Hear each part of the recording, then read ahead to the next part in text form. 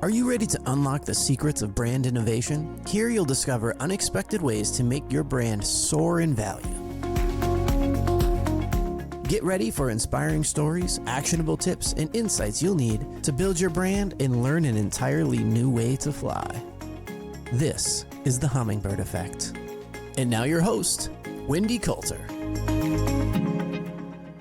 Hi, I'm Wendy Coulter, CEO and President of Hummingbird Creative Group, where we work with CEOs and marketing leaders to help build their brands.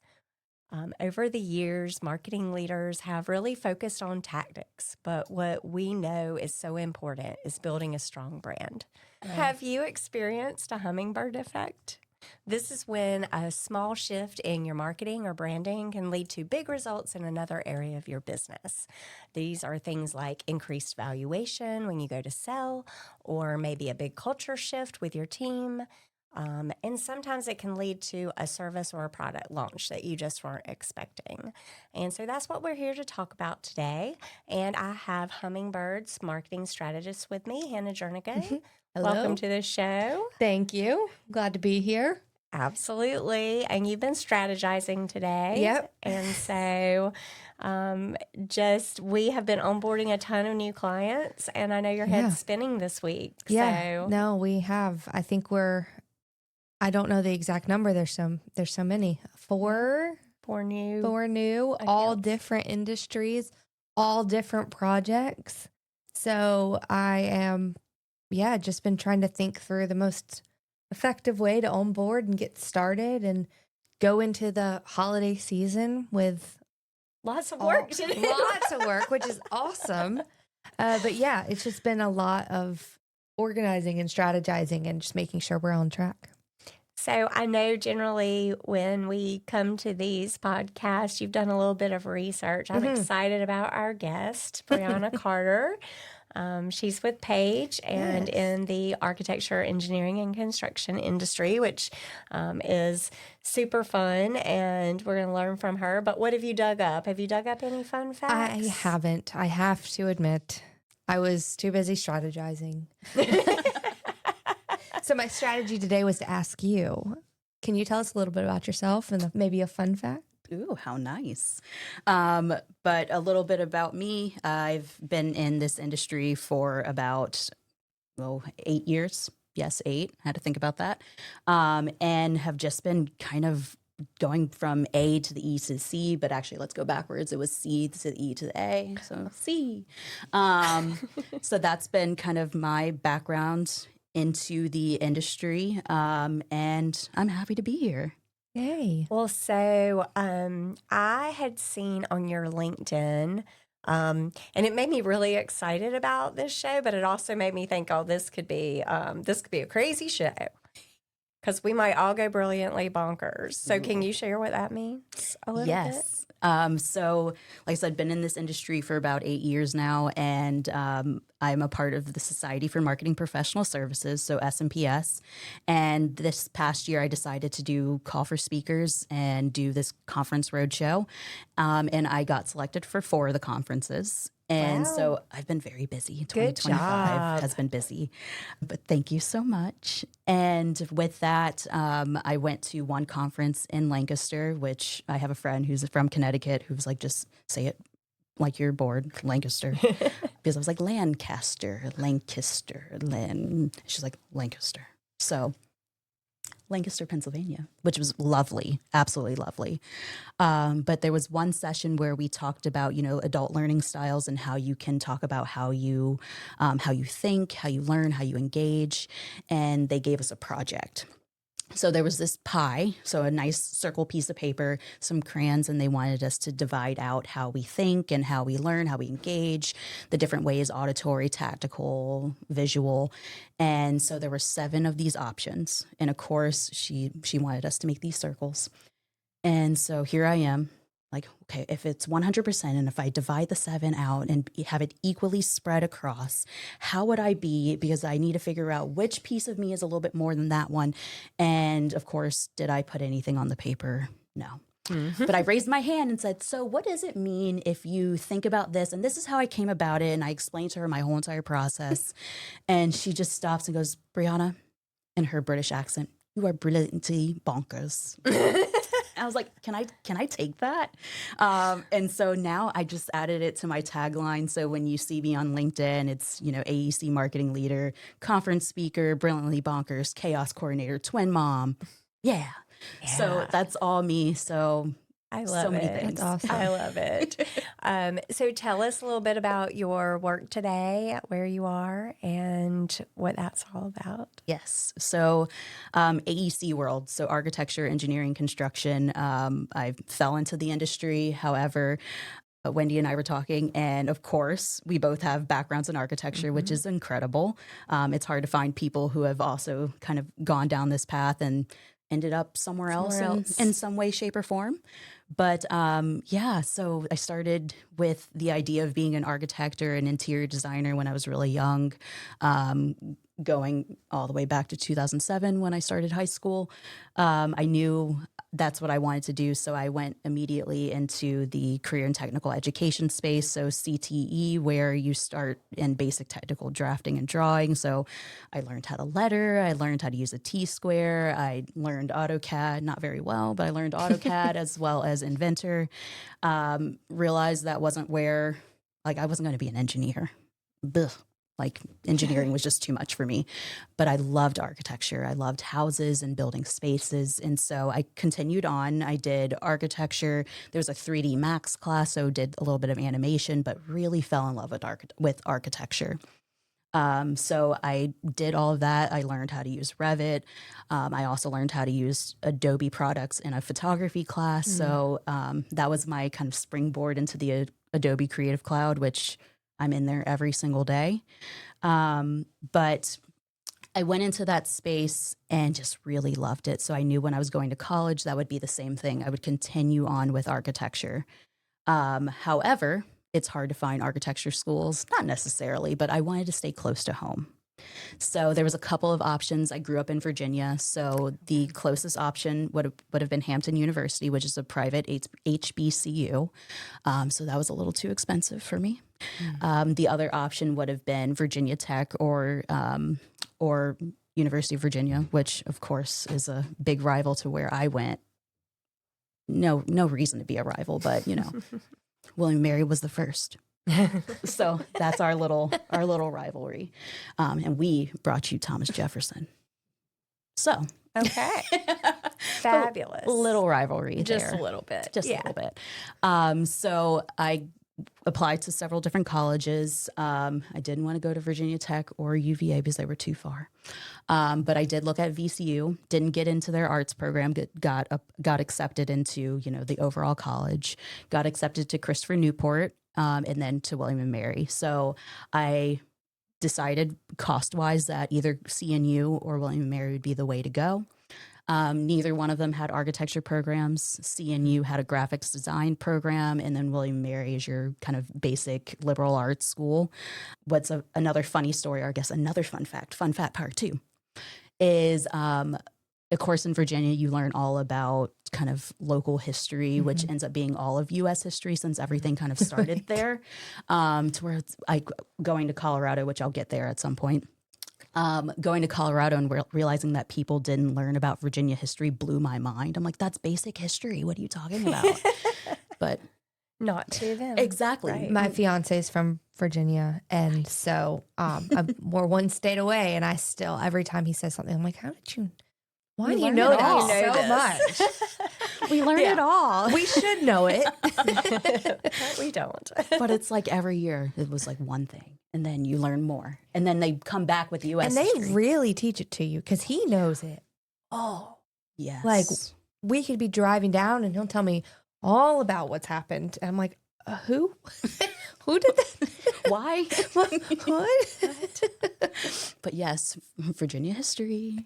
So in fourth grade, we did a trip to Williamsburg. And of course, if you go to Williamsburg. Colonial Williamsburg. Oh, me too. I think it's so cool. It's so cute. And then you just go on Dog Street, which is Duke of Gloucester Street, but we call it Dog Street.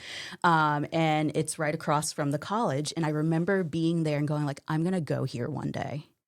And lo and behold, here I am. Go Tribe. So I went to William & Mary, and they make you do a full liberal arts education. So you're taking all of your different classes, all different aspects. But of course, me going like, I'm going to be an art major because architecture is within art. So I went in and started my art classes, you know, a little bit of everything. You had to start with like drawing, painting, sculpture, et cetera, et cetera, et cetera. And I was doing that and also taking my core classes. I started with calculus.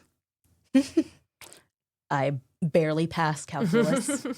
Yeah, like barely passed. I even remember to this day, it was the final exam, and she ended up being my college roommate for the last 3 years.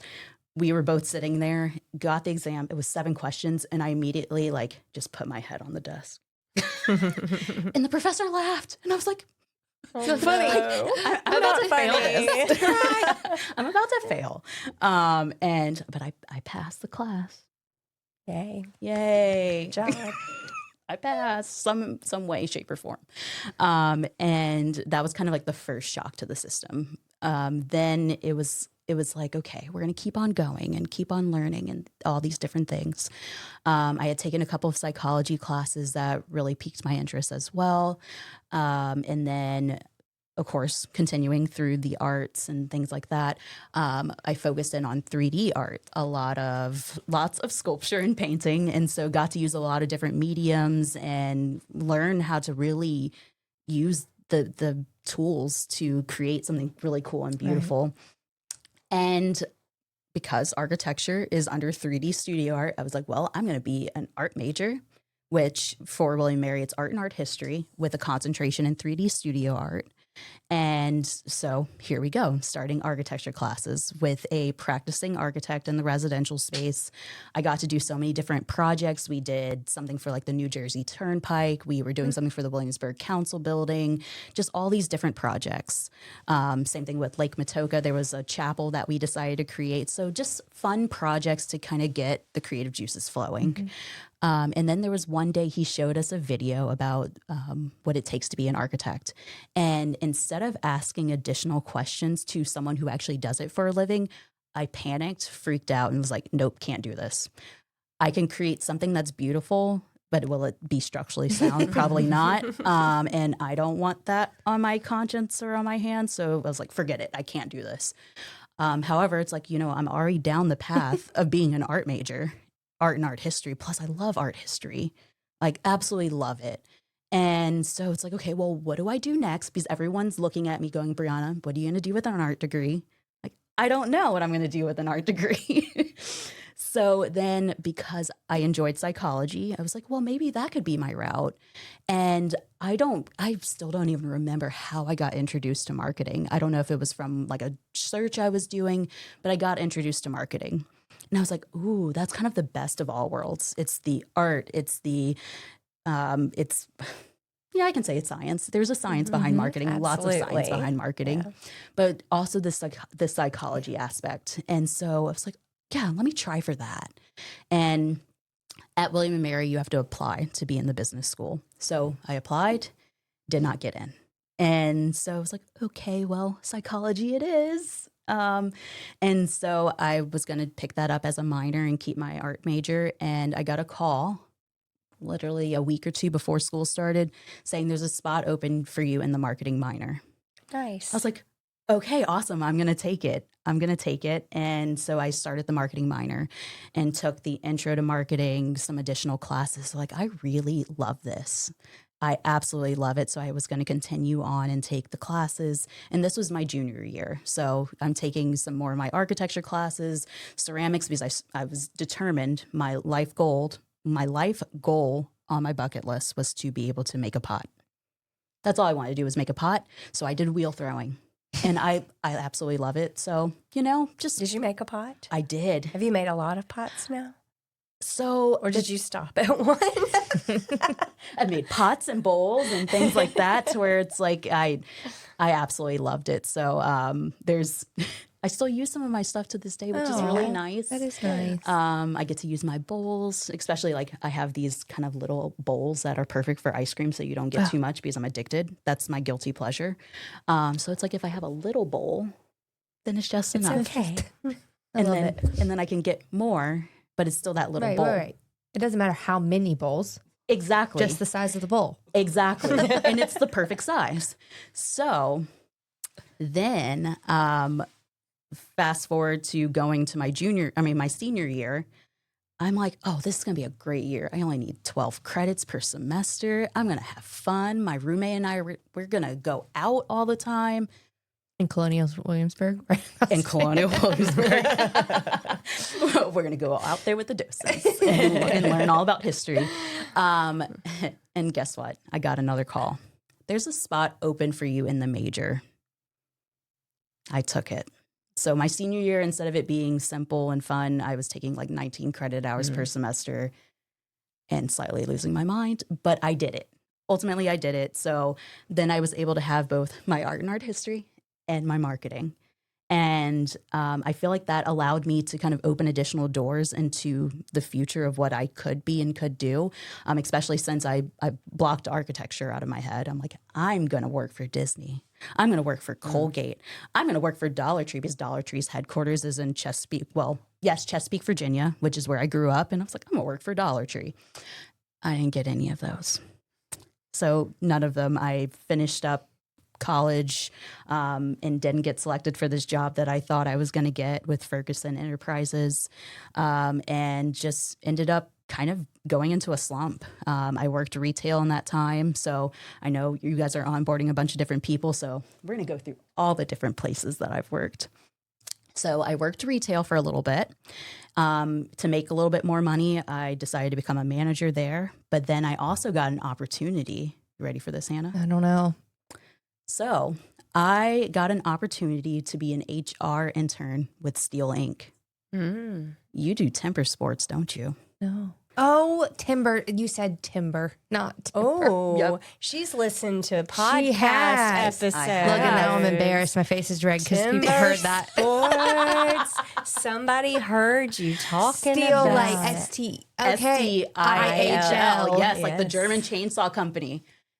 I worked there and I was like, Did you do timber sports? I didn't. And when I found out about it, I was like, holy crap, there is actually like sports for this. It's on the TV. Yes. I went to a sushi restaurant and it was on, and I was like, "These are my people." Exactly. It's on TV. Like if they're throwing axes, they're using the chainsaw and cutting like The two people. I wasn't strong Yes. for that. As strong. to do the The back and forth. I don't know what any of it was called. I don't know why. Don't ask me either. I was like, all I know is I was like, just like, sure, I'll try this.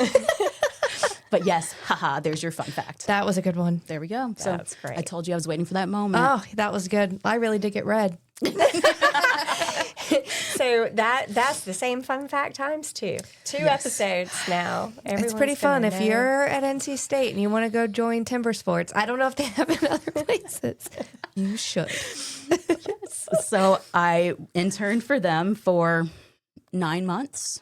Let me think about it. Yeah, 9 months.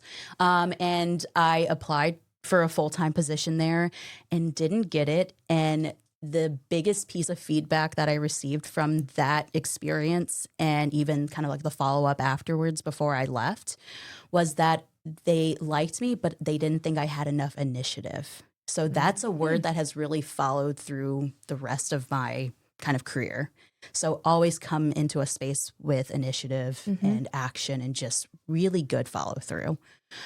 So after not getting that full-time job, I applied for another one and got that. And so I was a sales associate and marketing person. So sales and marketing associate. There we go. Keep that.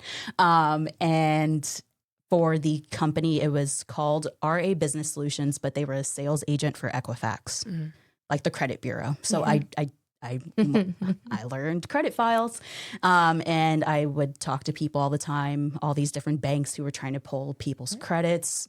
And so I was doing that all the time.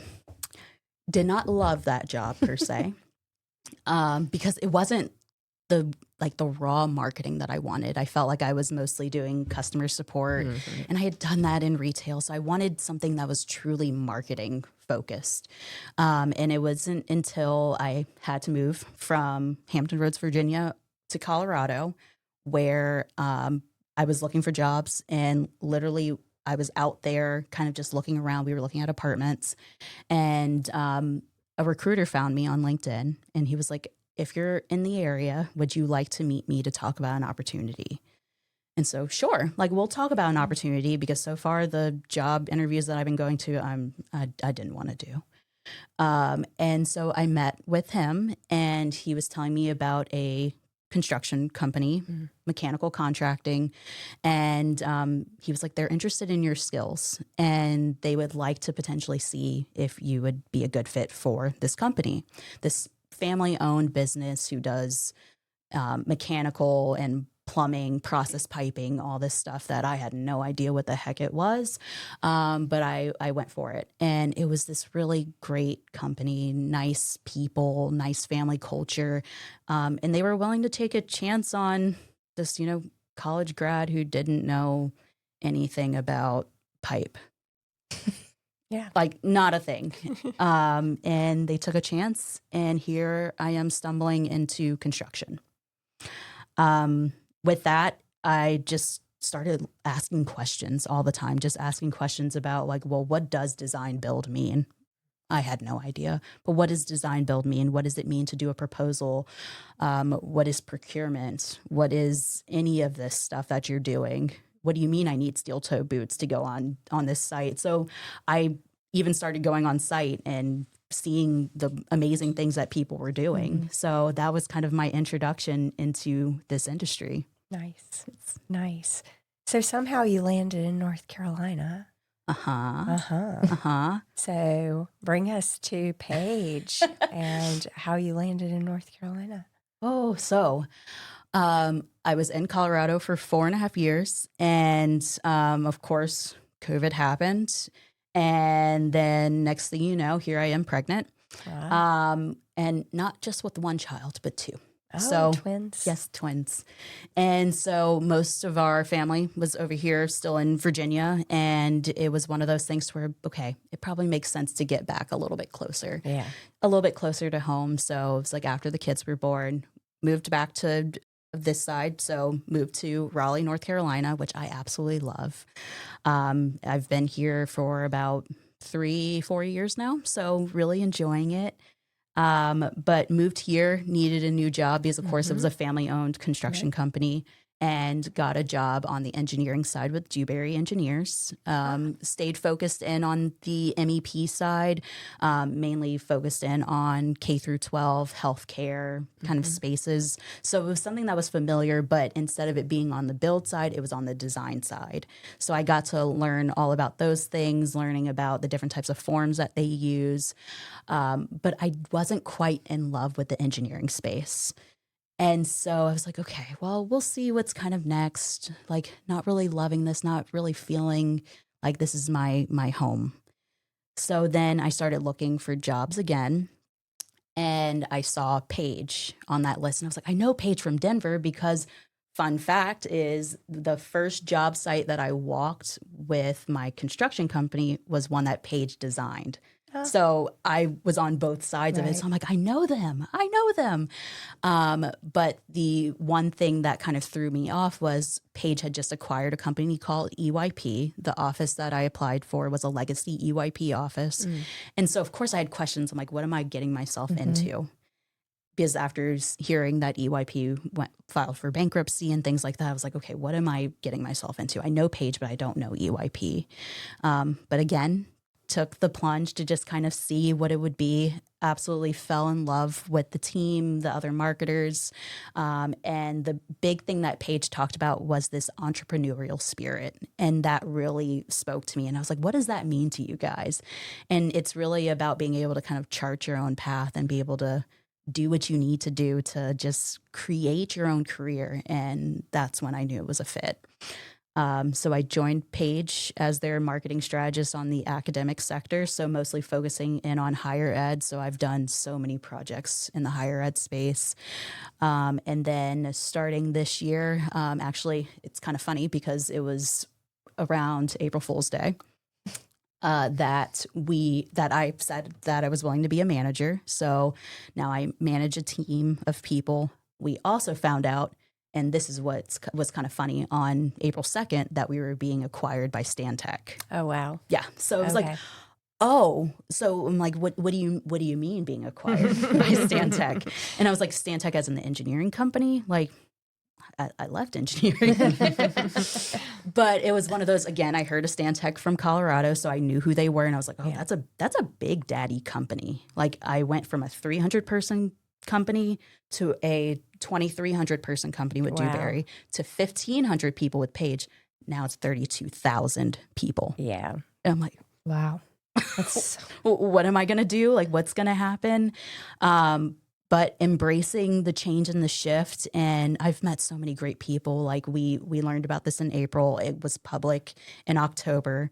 It was public in August. So we're about 2 months into this transition phase. So I'm doing a lot of strategizing and thinking and understanding. Like, right before this, I was doing some onboarding and training to get ready to go into their systems next week. And so this has been a very long month. It's okay. It's not over yet. No, it has been a very long month. There's still more days. And I'm learning so much. I feel like my brain is just full of stuff and all these different passwords because, they can't be the same. Some have to be 15 characters. Some can't have an exclamation point. Some can't have the @ symbol. And I was like, just make it easy for me. Just please. I didn't say that, IT. But it's been such a fun transition, and now we say we're Page, now Stantec, until they drop the Page name. Are you ready to find your own Hummingbird Effect and enable your brand to take flight? Wendy would love to chat with you. Schedule a 30-minute call with her to discuss how she can help transform your brand. Visit the link in the show notes to book your appointment or send an email to wendy@hummingbird-creative.com. Take your brand to new heights. Schedule your quick 30-minute call today. You've seen so much. You've seen small business. You've seen mergers and acquisitions. Now you're doing post-close integration. Yes. And so as a marketer, that's a lot of different things to learn in a pretty short period of time. So I am sure you've experienced a Hummingbird Effect somewhere. So let's kind of dive into that a little bit, and hopefully you have an instance you can share with us where you saw like a small tweak happen in the marketing space or the branding space, and then you saw the impact of that in other areas. So what do you have to share with us today? Ooh, and we may have a couple of Hummingbird Effects. Awesome. So I'm going to go back to the construction industry where, construction is so far behind in general, our industry, typically behind the times in terms of forms, et cetera, just all the different things. And social media was also one of those things that we were a little bit behind in the times on. And so when I got on board, there were a couple of us who were interested in doing social media. And then we finally decided to dive in and really hone in, especially since they had just rebranded in a sense of before the logo had since 1907, but plus 100 years of experience or whatever it said, a century of solutions. That's what it was. But, as time goes on, you can't keep on saying a century of solutions once you hit plus 10, 15, 20 years after. Right.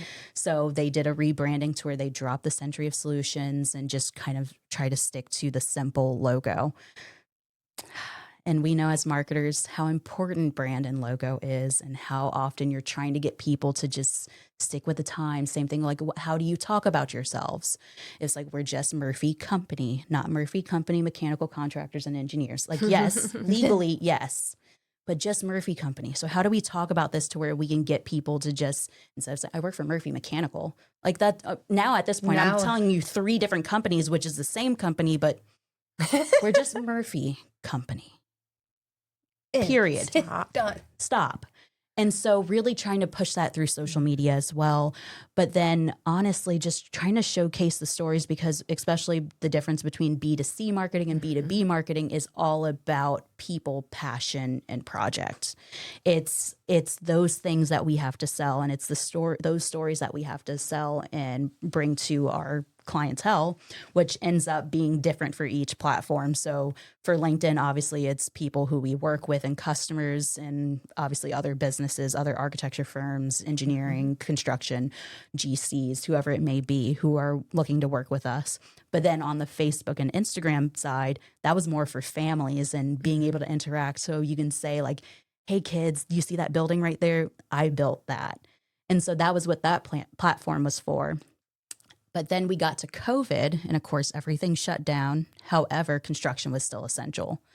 And so luckily for me, I wasn't impacted. I was able to, take my laptop home and sit in my living room and type away, continue to do my proposals. But of course, our laborers and our tradespeople, they were still going out to site because they still had to, build all these different things, whether it was in our fab shop or out on site.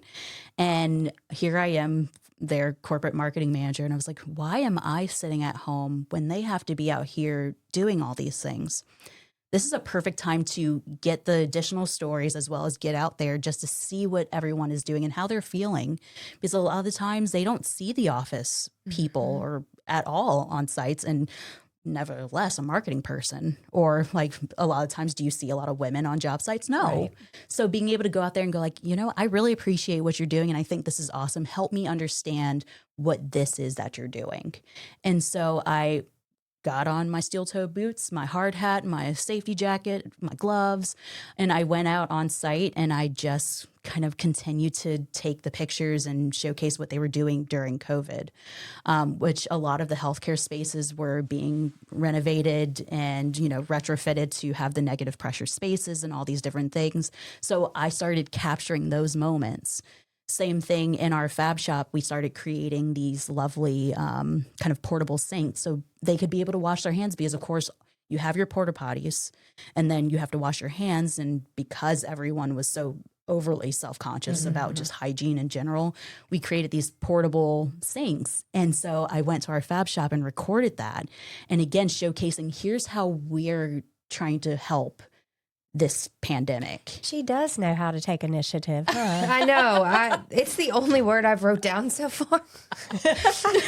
I thought, yeah, you do. Yeah, you do. You got it. Yeah. Good job. And so that's what I did. Yeah. And it got picked up. So our company was based in Colorado and in St. Louis. It got picked up by one of the magazines out there. Nice. And then the Mechanical Contractors Association of America also picked it up. So then here we are getting news channels and things like that reaching out to us. And I was like, oh, we did it. Like we made it. And so it was one of those things to where we were able to build up on that.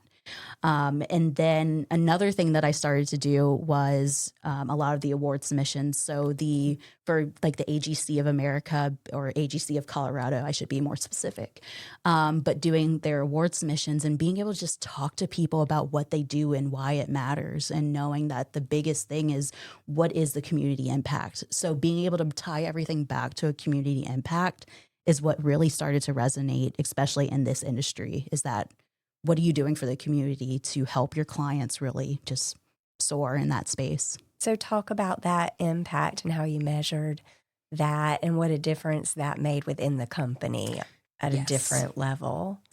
It was just additional recognition, especially, like I said, being able to go like, yeah, I'm an office worker, but I'm going to come out here with you guys. Like it's, and granted, I loved not having Denver traffic for once. I was like, this is great. It's kind of ominous because, you're going down, you're all alone. Like major streets, and it's like, where is everybody? This is really, really awkward, but it's fine. We're fine.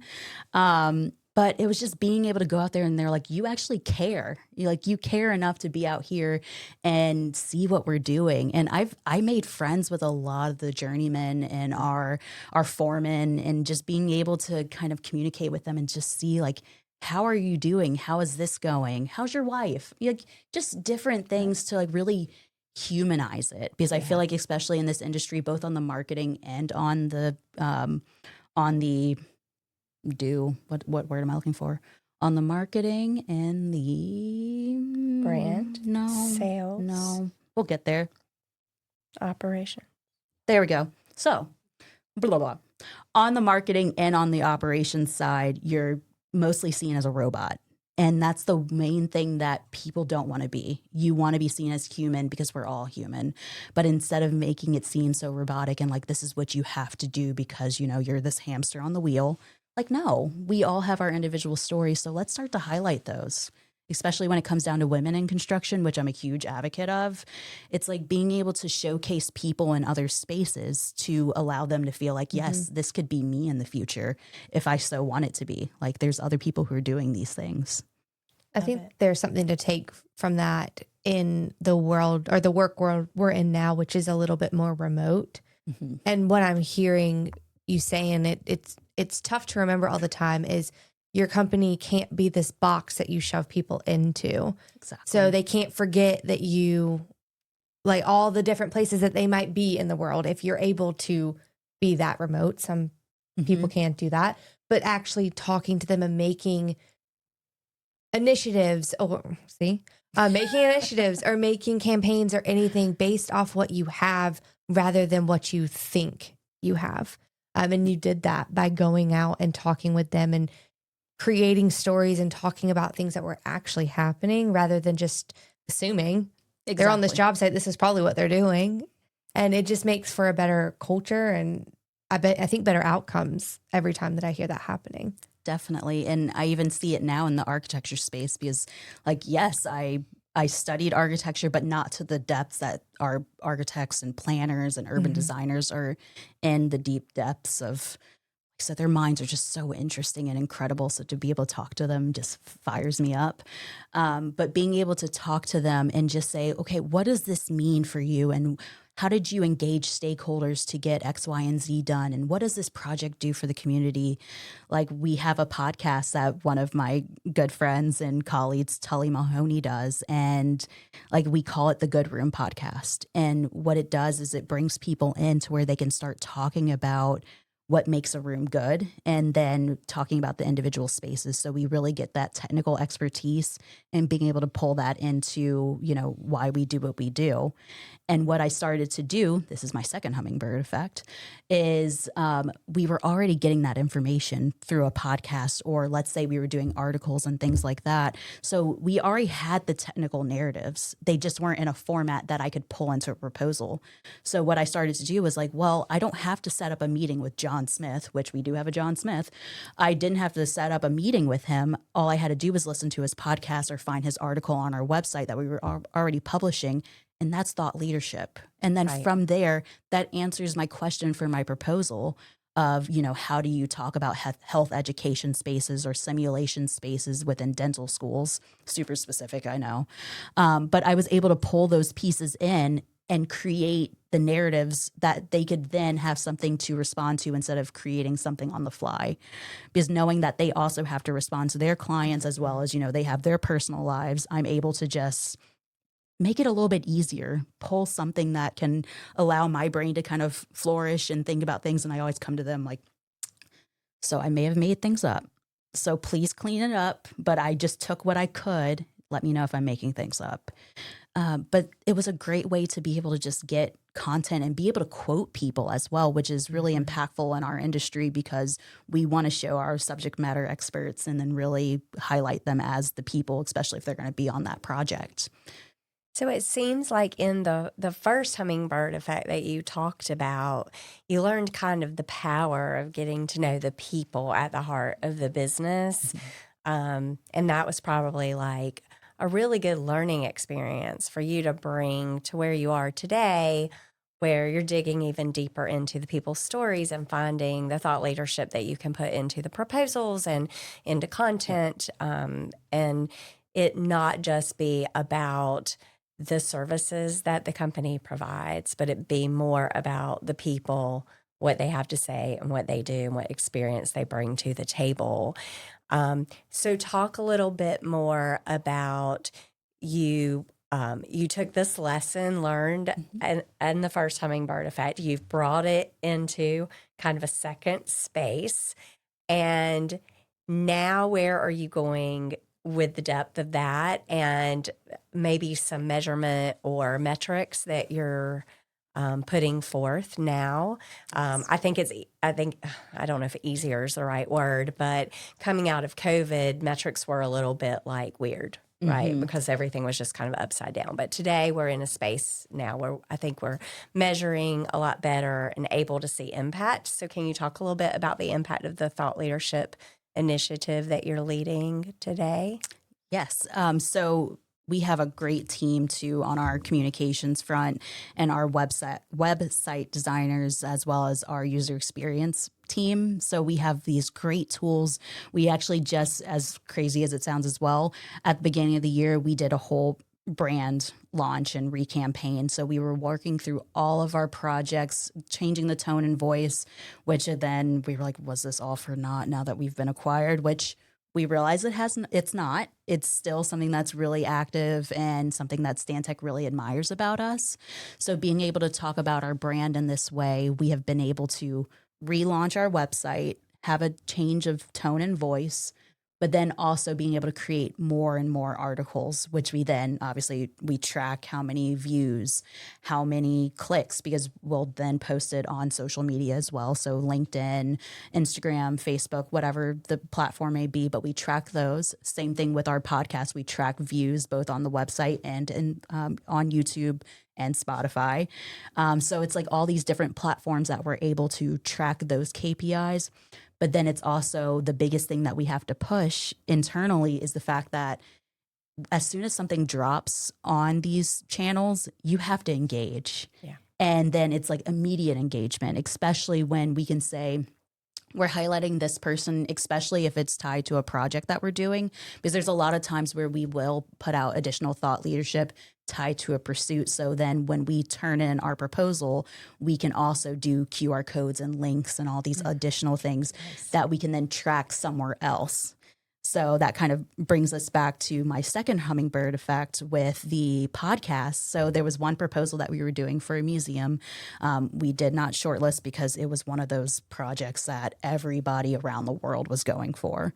And it was for the McCain Center out in Arizona to kind of commemorate John McCain. And so they wanted to do a museum as well as a library component, this kind of really interesting type of project. And we had some museum experience at the time. But then we also had acquired a company called Davis Brody Bond, which is the brilliant team behind so many landmarks. So they worked on the 9/11 Memorial. They worked on the Museum of African American History and Cultures, the Perlman Center. So incredible, beautiful projects.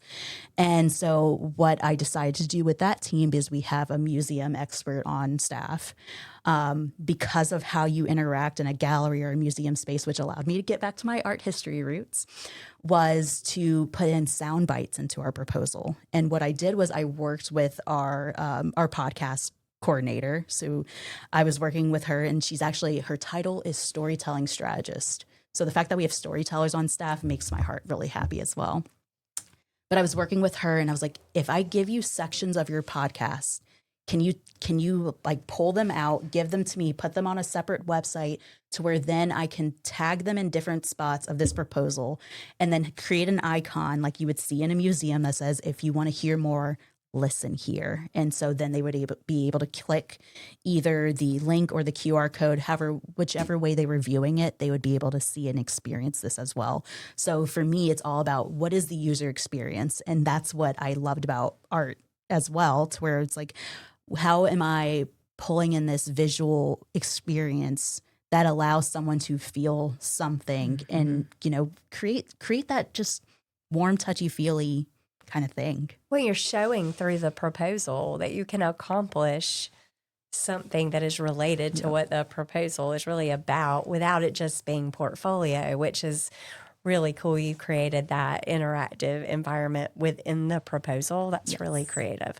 I love that. And I had another thought kind of around that I think is really interesting, because you're using content in such a strategic way, like the pieces and parts. And something that, we talk to clients about a lot, but I think we can really learn from this is like repurposing content is like normal Yes. words, right? Like we need to repurpose content, but the way you've done it at this different level to enable a sale, Yes. like truly enable a sale, not like, well, maybe someone will hear this when they're in the process, like when they're on their journey, but oh, they're going to hear this when they are looking at the proposal and it's going to drive a sale. I think that's like super cool that you got that strategic with Thank it Yeah. and that creative with it. That was what I was just writing down. It's something that I'm taking away from this is take the time to improve your resources. So you had taken the time to improve the voice and message and such to put into these proposals, which allowed you then to have this time to be creative and to think and to strategize and to take it a little further. So it's just a little reminder to me to, when you can, put forth the effort to give yourself a good, nice platform of strategy. It clears up your time to really stand out Yes. and find those niches and those differentiators. Sorry.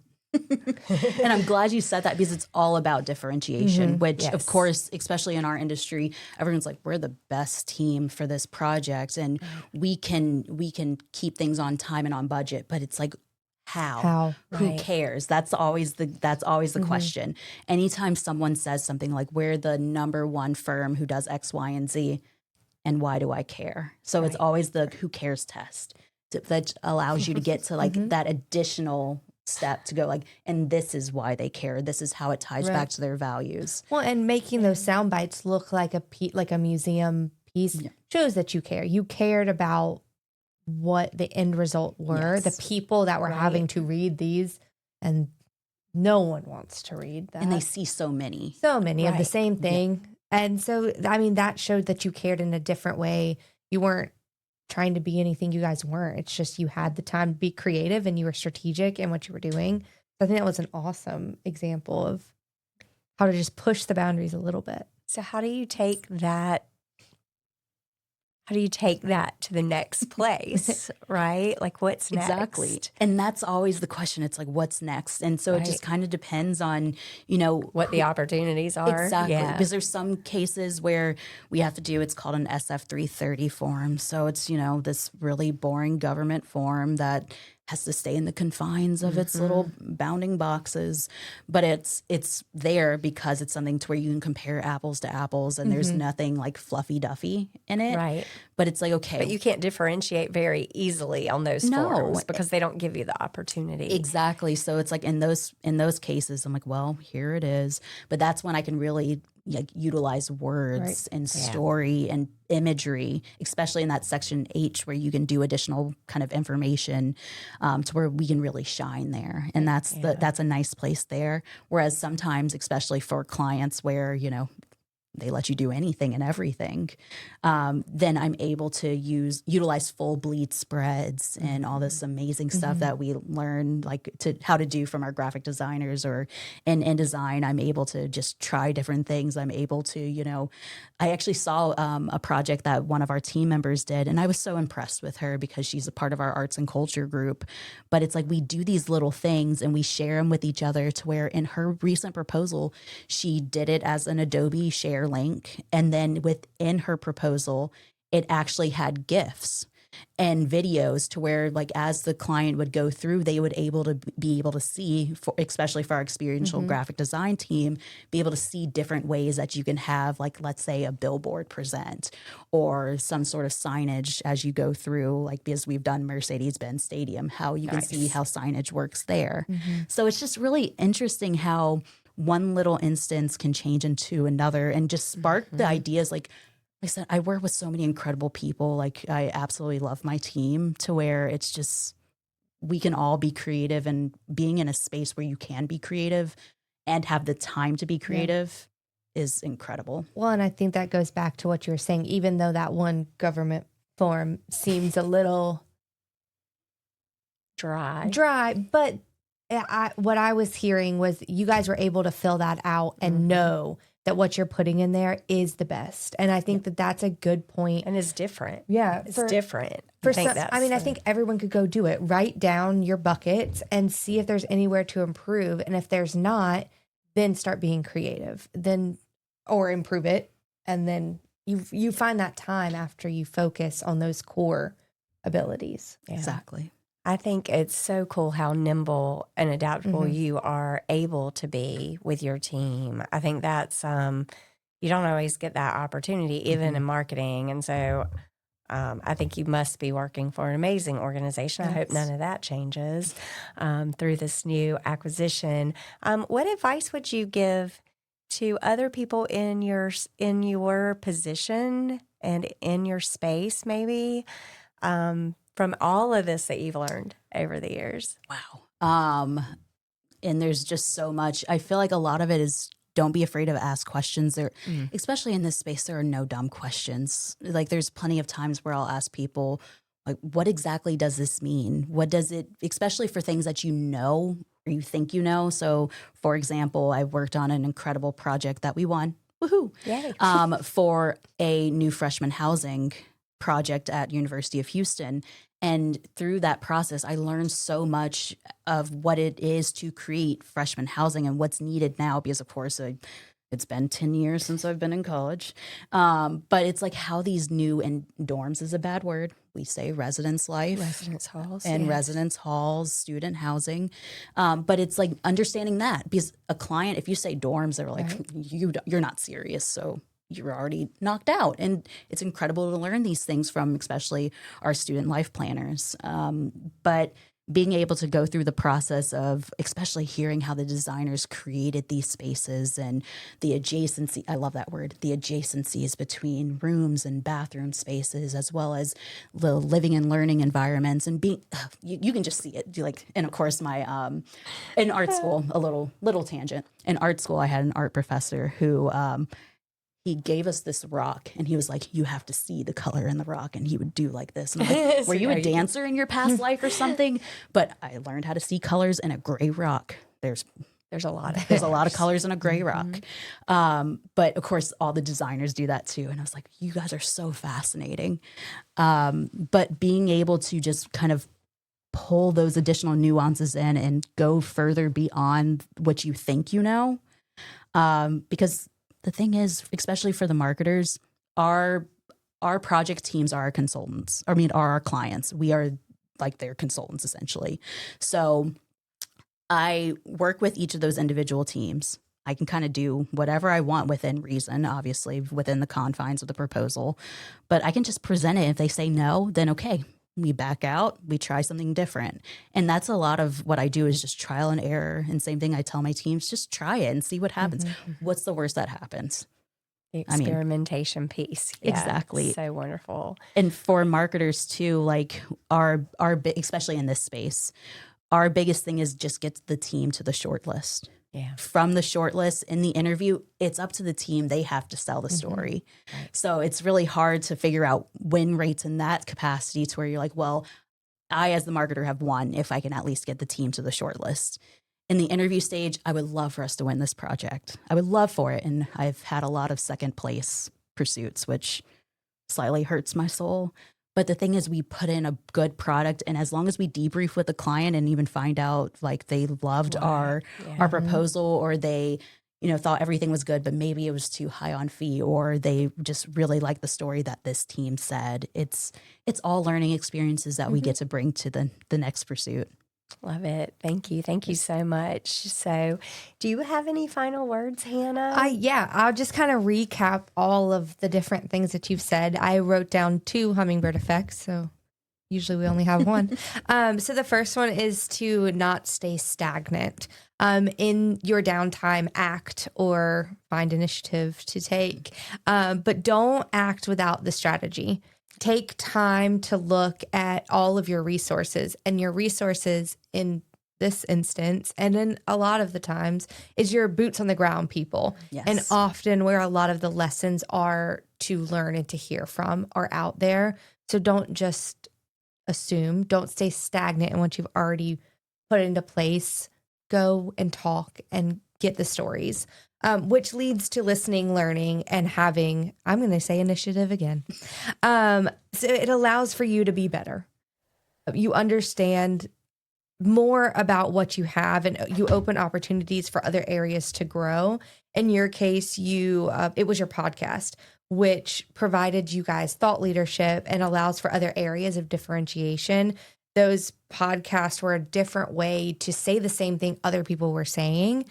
And that came from you listening and learning and finding that opportunity. So just, I guess the overall lesson there was to just keep going, keep pushing. Don't take no for an answer all the time. Exactly. Take some initiative. Take some initiative. Take that. So thank you so much. Yeah. This has been a great conversation, as I expected. And so thank you so much for your time today. We really appreciate you coming on the show. And to our listeners, thank you for your time today. And take what Briana has said and become brilliantly bonkers and go find your hummingbird effect. Thank you both. Thanks for listening to The Hummingbird Effect with Wendy Coulter. We hope you found this episode valuable. Please be sure to rate and subscribe wherever you get your podcasts. To learn more or to work with Wendy and her team, go to hummingbird-creative.com.